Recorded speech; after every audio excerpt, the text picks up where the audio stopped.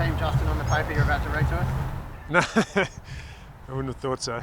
No, you'll find out the Savo. We've got to get through training. What do you got lined up for the skipper? What does he have to do today? No, he won't train today. He's had a bit of an issue with his lower back, and it hasn't improved the way we wanted it to improve. So we have to do a little bit more diagnosis there, and so he won't play this week, and we'll have to get a time frame to you.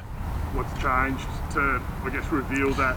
Well, just I'm not 100% sure of the cause of it. It's an injury he's had for a while, and it's just flared up and hasn't settled down like we would have liked. So we need to do a bit more digging around and find out the best outcome and exactly what it is. Issue where you send him off for that? Yeah, we'll need to send him off for a scan, and it's just not really my place to talk about it right now, apart from say he's going to miss this week. So when you say timeline though, you're thinking of medium term potentially? We're still hoping short term.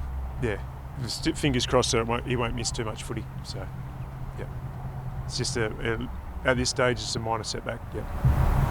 So in terms of that, are you worried about how it'll affect his footy when he is right? Oh, yeah, absolutely. Lower backs, and when you get back injury, it sort of defers pain to other areas. So, and they, you use your back for a lot of things, especially as an inside mid. So we just need to make sure we get him right, and and like I've said all along, when we get him back, we want him to stay back, and we want him to be in a really good place with his footy. So, like I said, can't give you a time frame but he's going to miss some footy in the short term. What does the selection committee weigh up this week? Is it a tough one? Got to wait for Sean to get through training, but that's probably our biggest decision. I feel like we've been playing some pretty good footy, and the players within the team are in pretty good form. So largely we'll stick with that winning form and the players that have earned their spot in the team. But we know the quality of Sean, and if he gets through training, we'll have to consider bringing him straight back in.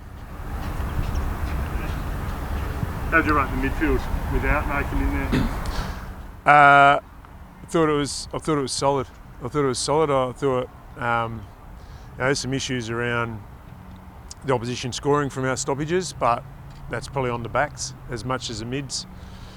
And there's some issues around our centre bounce, but I thought they dug deep late. I think we won the last 7 centre bounces of the game, which is really important.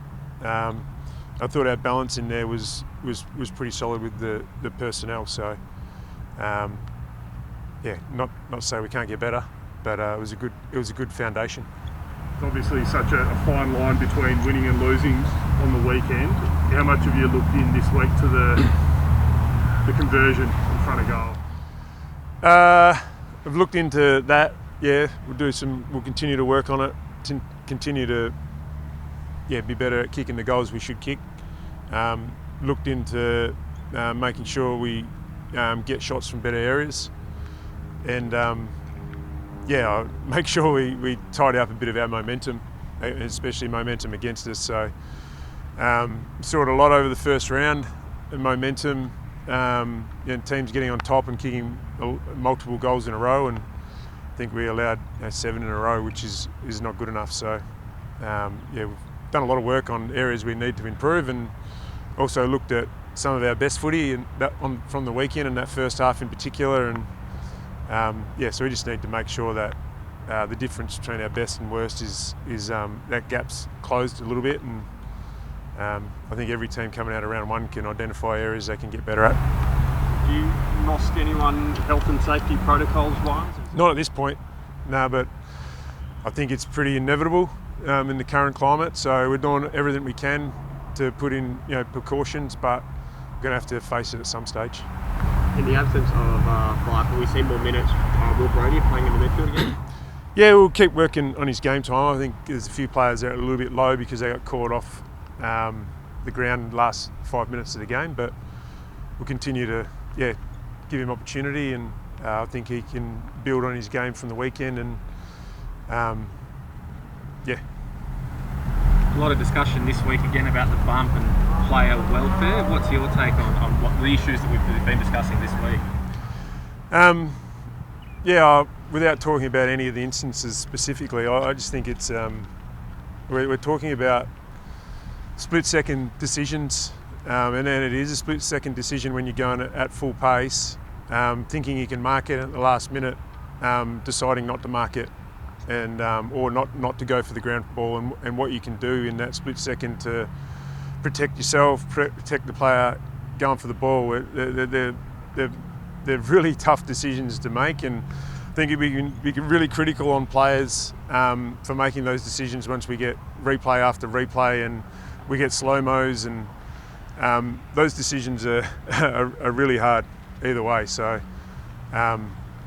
one thing I would say is just we need real consistency and clarity from the AFL as to what's acceptable and what's not acceptable, and what forces players to miss games and what doesn't, and that'll help our players through those decision-making processes. So the examples from the weekend, we had Willie Rioli went for it, and then you guys, Rory Lobb sort of pulled out of a contest. As a coach, what do you want your players to do? Well, each decision is different. And I think over the pre-season we saw Braden Maynard go for a spoil and get the ball first and collect head on in the second action and get 2 weeks, and that was a split-second decision as well. So yeah, I understand the media talk around Rory Lobb in particular, because he's one of my players. I was probably most disappointed that he didn't end up standing the mark and delay the game a little bit and force Dawson to go back and slow the game down a little bit. I can understand why players hesitate in those moments, because they don't necessarily know the outcome. And like I said, someone running full steam, thinking they can impact the contest, and then at the last second realising they can't, what they do in those situations gets judged by everyone. So we've got to be careful, and we've got to understand that as a coaching group, and understanding as a media, I suppose, that those decisions aren't easy. And I think we'll be still having this chat in 3, 4, 5 years, to be honest. You're happy to leave that decision to the individual as a coach, you're not saying?